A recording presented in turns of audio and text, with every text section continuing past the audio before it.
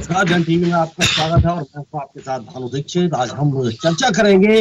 राजस्थान पूरी तरह से कोरोना से अनलॉक हो चुका है। कोरोना की नई गाइडलाइन जारी कर दी गई है और नई गाइडलाइन के तहत सब कुछ अनलॉक कर दिया गया है। अब ऐसे में कई सवाल भी अभी उठते हैं कि क्या कहीं ये जल्दबाजी तो नहीं, या वाकई इसकी जरूरत आन पड़ी थी कि अब सब कुछ अनलॉक कर देना चाहिए। आज हम इसी पर चर्चा करेंगे। मेरे साथ जुड़े हुए हैं बीजेपी नेता सुरेश गर्ग जी। बहुत बहुत स्वागत है आपका जन टीवी पर। और डॉक्टर पंकज आनंद, वरिष्ठ फिजिशियन है जयपुर से। बहुत बहुत स्वागत है डॉक्टर आनंद जी आपका जन टीवी पर। और आर तिवारी, कांग्रेस नेता भी हमारे साथ जुड़े हुए हैं। बहुत बहुत स्वागत जी। सर, सबसे पहले मैं आऊं आर तिवारी जी, आपसे सवाल ये रहेगा कि जो आज गहलोत सरकार ने कदम उठाया है राजस्थान, वो 7 बाद पूरी तरह से अनलॉक कर दिया गया है, क्या वाकई इसकी जरूरत आन पड़ी थी अनलॉक करने की, या अभी कुछ दिन और ठहरना था? क्योंकि अभी पूरी तरह से कोरोना गया नहीं है, कोरोना अपने उतार पर है। पंकज भाई, राजस्थान की जननायक अशोक गहलोत की सरकार ने इसको कड़ियों में खोला है और मैं कह रहा हूं, डर के आगे जीत है, ये मूल मंत्र याद रखना चाहिए हमारे को। कब तक हम डर के मारे लोगों को घर के अंदर बंद रखेंगे? सारे स्कूल बर्बाद हो रहे, बच्चों की शिक्षा बर्बाद हो रही है, रोटी रोजी के लिए छोटे व्यवसायी परेशान है। हमको जीने के साथ में देश के प्रधानमंत्री माननीय मोदी जी ने भी कहा है, एक कोरोना भी चलेगा और जिंदगी को भी चलाना पड़ेगा।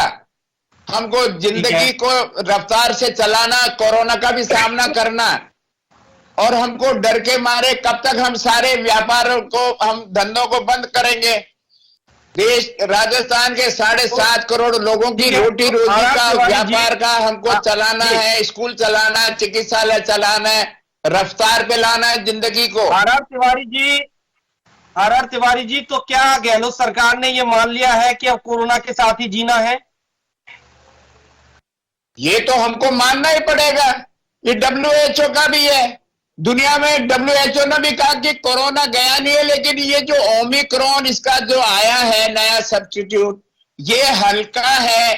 पहले WHO ने दुनिया में तहलका मचा दिया, लेकिन भारत में सबसे बड़ी बात यह है कि हमारे यहाँ लगभग डबल डोज लग चुकी है वरिष्ठ नागरिकों को, 70 से ऊपर वालों को, और 45 से ऊपर वालों को भी लगभग 90% लोगों ने डबल डोज लगा लिया है, और बूस्टर डोज भी लगा लिया 65 साल से ऊपर वालों ने।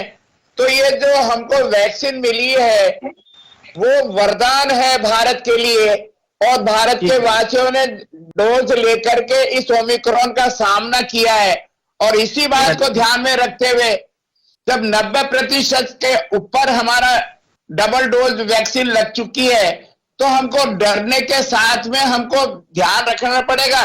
अशोक गहलोत जी ने ये नहीं कहा कि आप लोग मास्क के बिना घूमो, लेकिन हमको जीना है तो ये सारी व्यवस्थाएं करनी पड़ेगी। आज देश में 5 राज्यों में चुनाव चल रहे हैं। चुनाव आयोग ने भी पहले 500 लोगों को परमिशन दी, फिर हमको 1000 लोगों की परमिशन दी। तो हमको भारत सरकार के गाइडलाइन को भी ध्यान में रखते हुए राजस्थान के मुख्यमंत्री।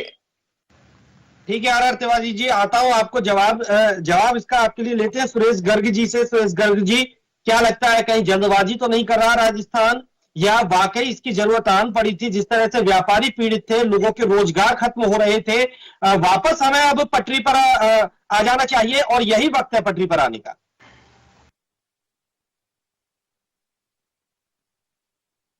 सुरेश गर्ग जी। पंकज जी, देखिए, ये अच्छी बात है कि आज केंद्र सरकार की आप तिवारी जी तारीफ कर रहे हैं कि आज अब हिंदुस्तान के अंदर 173 करोड़ डोज लग गई, और उस वैक्सीनेशन का नतीजा है कि तीसरी वेव को इंडिया के अंदर ज्यादा नुकसान नहीं हुआ तीसरी वेव से। ये बहुत अच्छी बात है। आज इन्होंने पूरे राजस्थान को अनलॉक किया है, सभी सुविधाएं उन्होंने खोल दी है। इससे नो डाउट, क्योंकि व्यापारियों को नुकसान हो रहा था, स्कूलों को नुकसान हो रहा था, और होटल इंडस्ट्री, सबसे ज्यादा होटल इंडस्ट्रीज को नुकसान हो रहा था, और एजुकेशन में सबसे ज्यादा नुकसान हो रहा था। लेकिन मेरा ये कहना है कि WHO अभी भी ये कह रहा है कि भाई कोरोना नहीं गया है। कोरोना का चौथा वेरिएंट, नया वेरिएंट कभी भी आ सकता है। उसका रीजन ये है कि अफ्रीकी कंट्रीज के अंदर अभी भी 85% लोगों को सिंगल डोज नहीं लगी हुई है, तो इस कारण से कोरोना कभी भी आ सकता है। तो कोरोना की जो गाइडलाइंस है केंद्र सरकार की, WHO की, उस गाइडलाइंस को राजस्थान की सरकार को फॉलो करवाना चाहिए।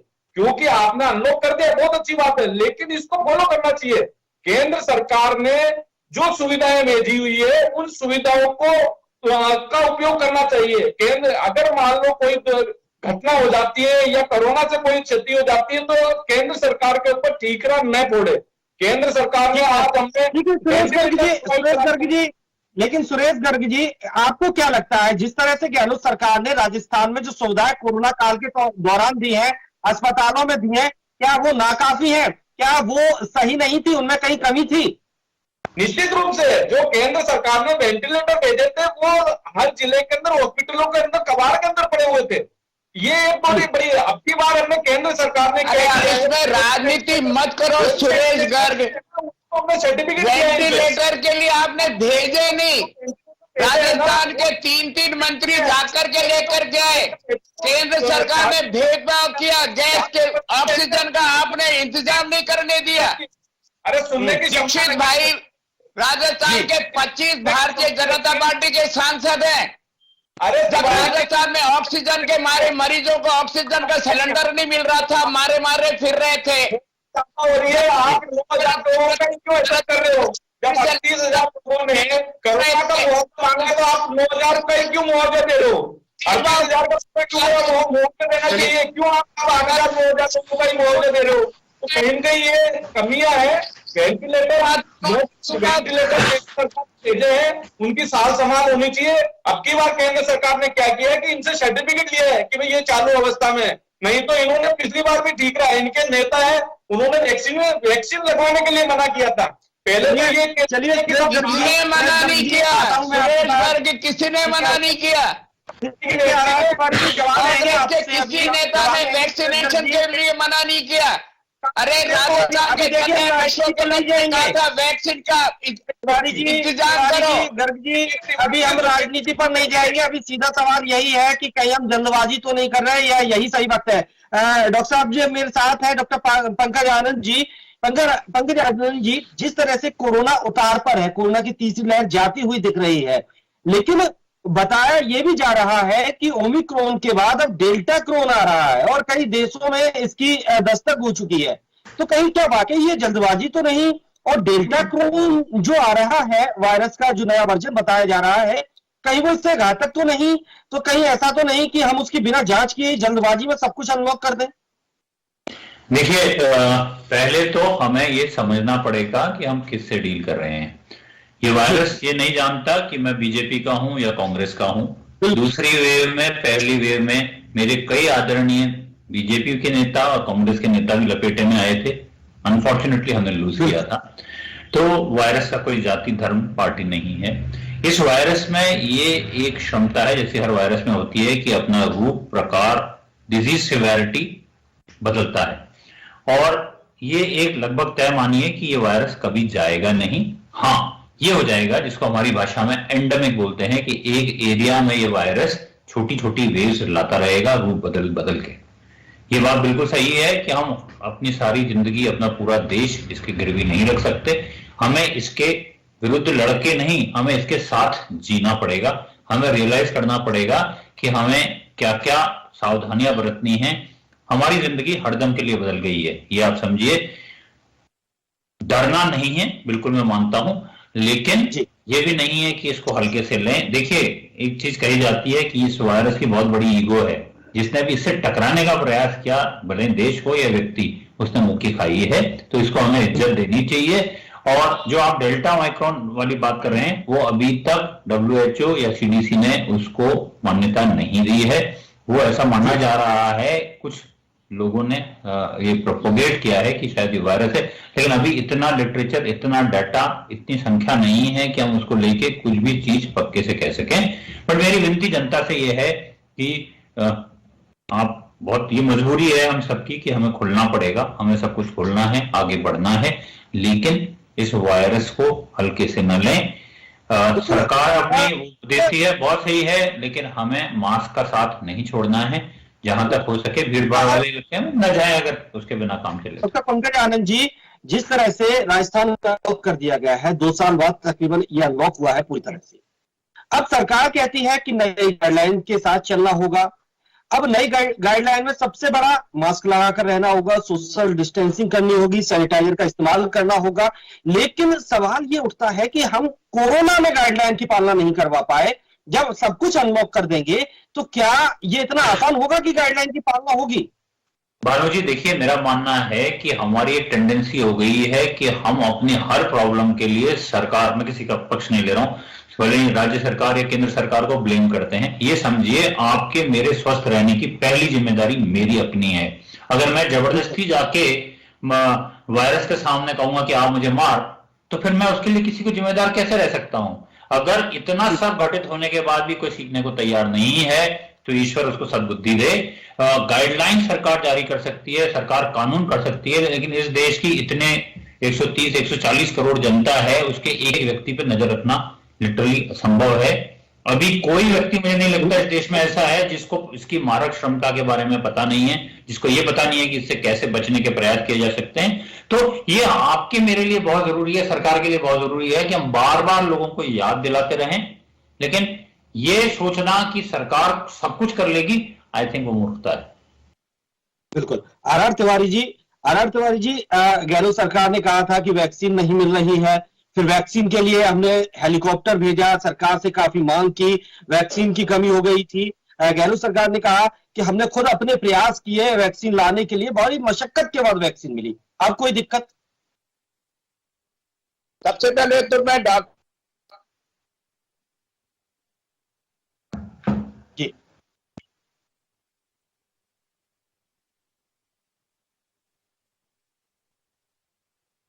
संपर्क टूट गया आर तिवारी जी से, दोबारा कोशिश कर रहे हैं उनसे जुड़ने की।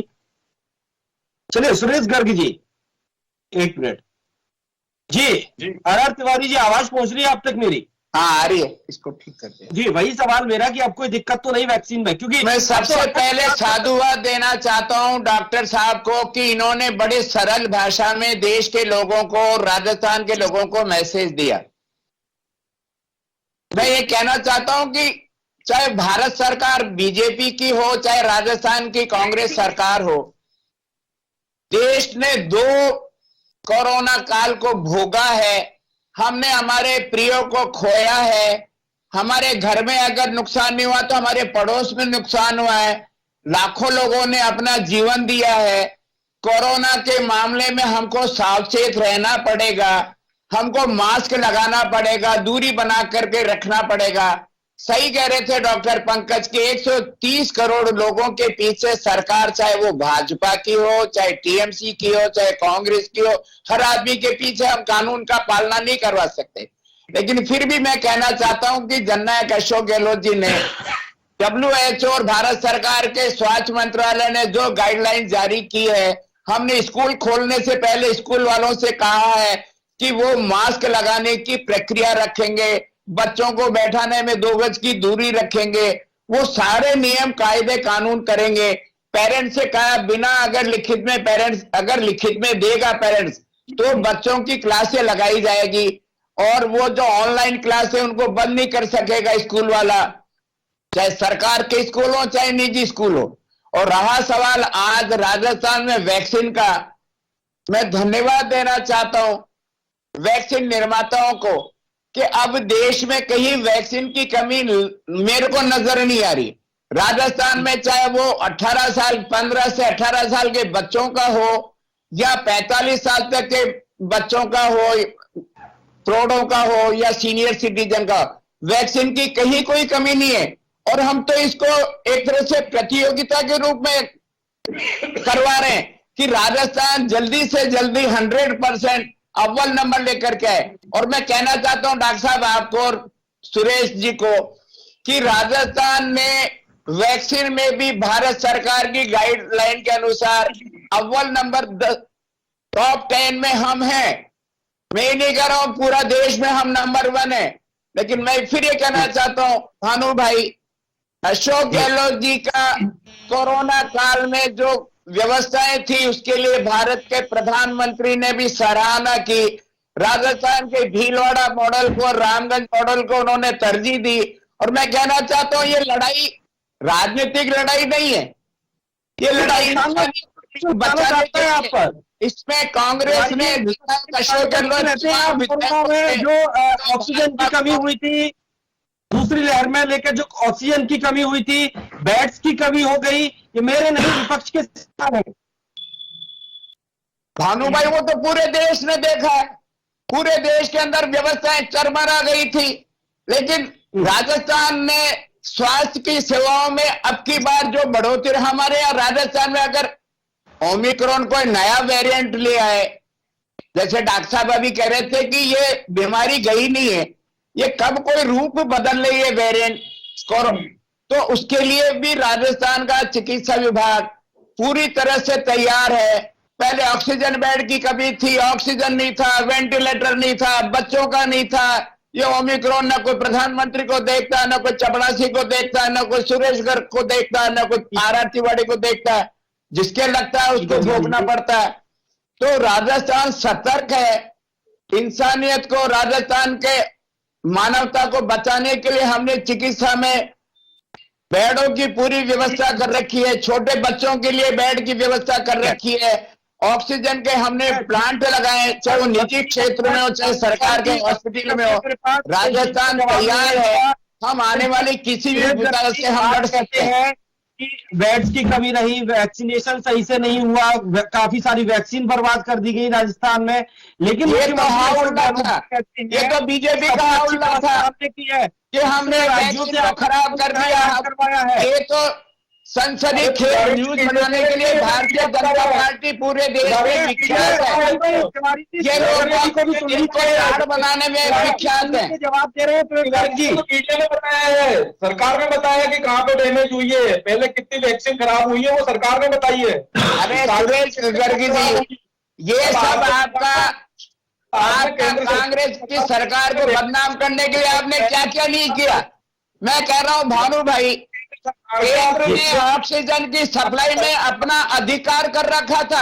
आपको याद होगा राजस्थान ने दूसरे बंगाल से मंगाया, पता नहीं कौन कौन से राज्यों से हमको हमारे ऑक्सीजन के लिए हमने बड़े टैंक भेजे। सप्लाई में भारत सरकार ने कांग्रेस के साथ में दुर्भावना से, कांग्रेस राज जहां जहां है उन्होंने यह दुर्भावना से सप्लाई की। हमको कह दिया बंगाल से लेकर के आओ, राजस्थान को कह दिया उड़ीसा से लेकर के आओ, क्योंकि सारा केंद्रीकरण सप्लाई केंद्र सरकार के स्वास्थ्य विभाग के पास में थी। जी जी जी जी डॉक्टर, देखिए ये सारी बातें तो हो ही रही हैं, प्रबुद्ध जन हैं, रिस्पेक्टेबल हैं, लेकिन मैं एक करबद्ध प्रार्थना एक आम नागरिक के तौर पे कहना चाहूंगा। आपने, हमने, सबने पिछले 1-1.5 साल में जो भोगा है, ईश्वर किसी को न भोगा है। महत्वपूर्ण ये नहीं है कि कहां किससे गलती हुई, ये एक फैक्ट है कि पूरी दुनिया में जिस तरीके से ये वायरस फैलता है कि बेस्ट ऑफ हेल्थ केयर जहां थी अमेरिका में कहीं, वहां वो भी चरमराई। इंपॉर्टेंट ये है कि इस पूरे तजुर्बे से आप और मैंने क्या सीखा, हम आगे ये दोबारा न, देखिए ये वायरस है या कोई और वायरस है, अभी नहीं 10 साल 20 साल 50 साल बाद ये दोबारा आएगा, ये निश्चित है। पेंडेमिक, अभी समय है कि हम इन और चीजों पे ध्यान तो देते रहें, लेकिन जो हमारी स्वास्थ्य सेवाएं हैं, जो आपको, मेरे को, हमारे जीवन को, हमारे आने वाली संतति के जीवन को अफेक्ट करने वाली हैं, उन पे ध्यान दें। हमारे देश का कुल जो बजट है उसमें हेल्थ केयर का बहुत छोटा बजट होता है, 2% 3%। मेरी विनती है स्टेट, मैं ये नहीं कह रहा हूं ये नहीं कर रहे हैं, लेकिन मैं इस मौके का लाभ उठा के जनता की तरफ से अपील करना चाहता हूं कि हमारी जो स्वास्थ्य सेवाएं हैं आम जनता के लिए, देखिए आपको याद होगा एक रेमडेसिविर इंजेक्शन, मैं उसमें नहीं जाऊंगा कितना महत्वपूर्ण था या नहीं, उसके लिए मैंने देखा है बड़े बड़े लोगों को तड़पते हुए, क्या उसकी रेट थी, किस पे मिला, बहुत लोग मरे हैं। और सबसे पहले चूंकि हम फ्रंट लाइन वर्कर्स हैं, हमने वो मानवीय त्रासदी देखी है, किसी का पैसा काम नहीं आता साहब। इंपॉर्टेंट है कि हमारी हेल्थ केयर को हम इतना स्ट्रॉन्ग कर लें, इतने मजबूत कर जाएं कि आगे अगर ये होता है तो न कांग्रेस बीजेपी पे आरोप लगाए, न बीजेपी कांग्रेस पे, हम सब इसमें एक साथ हैं। इतनी सी मेरी करबद्ध प्रार्थना है मेरे सीनियर लोगों से।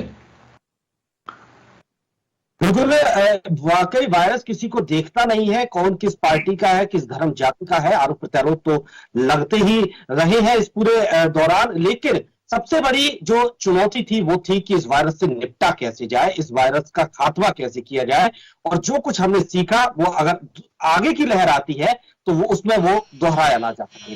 बहरहाल इन सब के पीछे हमारा एक ही मत होना चाहिए कि हमें सिर्फ कोरोना से लड़ना है, कोरोना को हराना है। अब आगे गाइडलाइन की पालना कैसे होगी, और ये न सिर्फ सरकार की जिम्मेदारी है बल्कि आम आदमी की भी जिम्मेदारी है, और ये हम सबको निभानी होगी। बहरहाल आप सभी का हमारे साथ इस चर्चा में आने के लिए, जुड़ने के लिए बहुत बहुत धन्यवाद। नमस्कार। नमस्कार।